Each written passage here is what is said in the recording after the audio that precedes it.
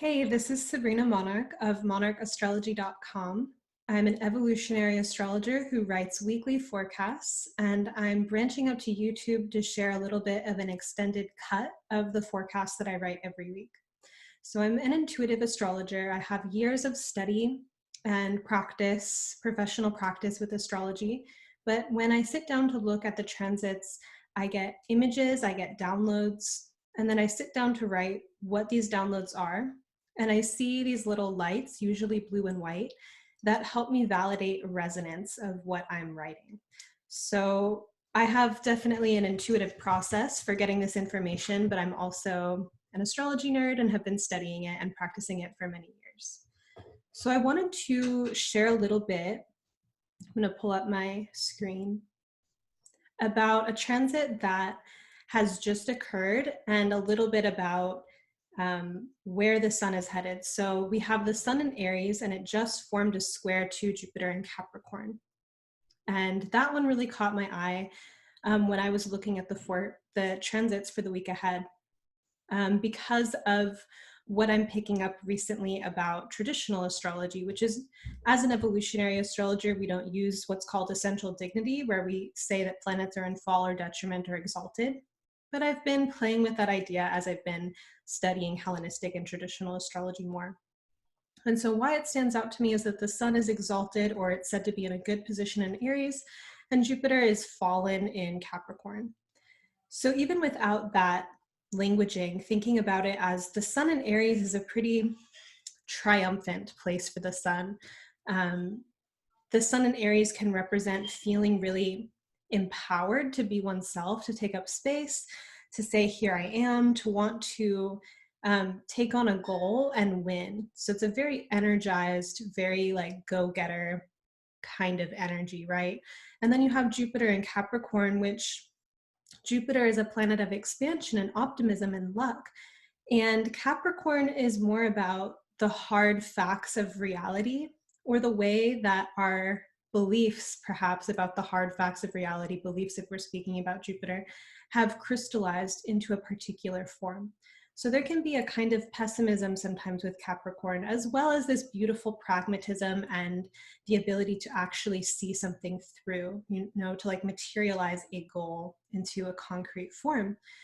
But I see Jupiter a little bit as like a genie, as a wish granter, and it grants us wishes based on what we believe is possible.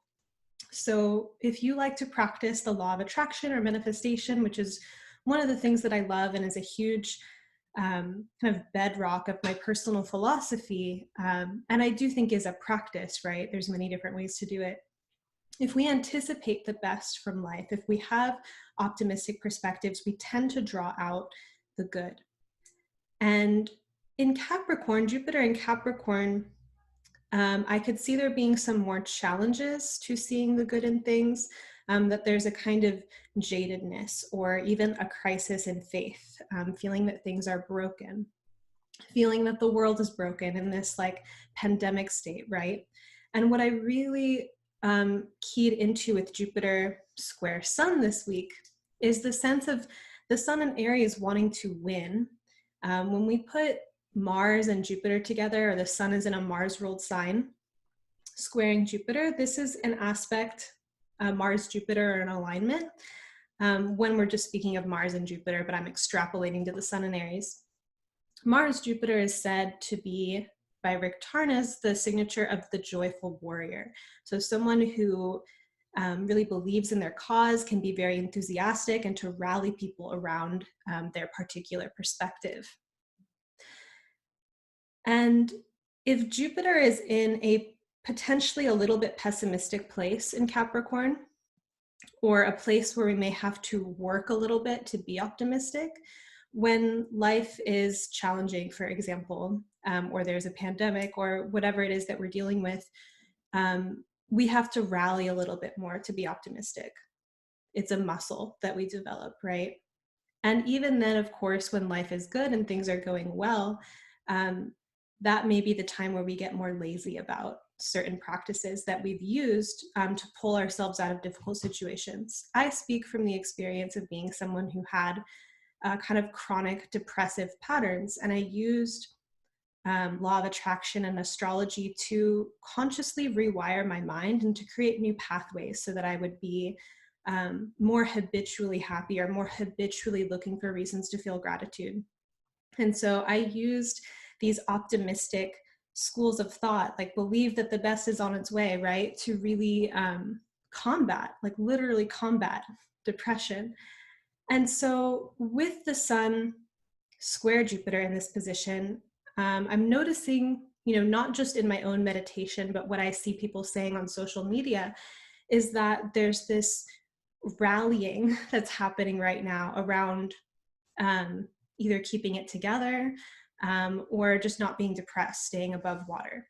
And I thought that this was really interesting on a few different levels, because on the one hand, combating our depression or rallying to be happier or rallying to not fall into pits of negative feeling states is a really good habit in some sense to have. People that have a movement practice or who work out or who know what the little routines and habits are that they need in their life to not sink into depression, I think are really aware of this. It's eating healthy, exercising, etc. Maybe making even like better life decisions, being discerning about the company that we keep, things like this, where we're really, or analyzing if we're following our life purpose. Are we doing something day in and day out that we hate? And is that contributing to our depression, right? So having this rallying to elevate ourselves has this positive side to it. On the other hand, there is the capacity right now for dissent. And so what is dissent? I'm speaking of what it means to feel a feeling completely to its entirety. So to feel depressed and to sink into that depression for a little bit. And at the bottom of that wave, if you have these highs and lows, at the pit or the trenches, those are places where we can get in touch with our pain. We get to see things that maybe we don't have access to when we're in a more buoyant state. And so if we are always trying to combat a negative feeling state or always trying to combat falling apart, and we're just working really hard to hold it together, that's the stiff side of Capricorn. That's like I can't break these patterns that I have or I'll die. Like it's a very kind of very guarded way to be. So I see in some sense with the Sun square Jupiter this week, a potential for either morale, boosting morale, or letting ourselves unravel and let go a little bit. And so how do we unravel or let go? One of the things that I like to think of for Capricorn is having like a good ritual space or a good container. I just learned an embodiment practice a few days ago that was like a guided meditation going through feeling a variety of emotions and just acting them out to the fullest. So acting out with your body and sound a full expression of anger, and then a full expression of sadness, and then a full expression of fear, and then a full expression of joy and excitement. And doing that, you could focus on particular things that make you angry or sad or whatever, or you could just act it out. It was actually really cathartic, because if we're spending a lot of energy trying to control ourselves or trying to control how happy we are, how thriving we're doing, those are some great skill sets in terms of getting ahead in life or building new patterns or conditioning ourselves to be healthier, happier.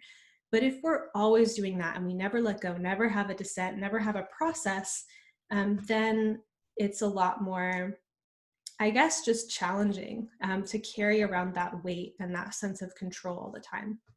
So that's what I was really looking at with Sun, Jupiter. And then later this week, the Sun will enter Taurus. So let me pull up that. And that's on the 19th.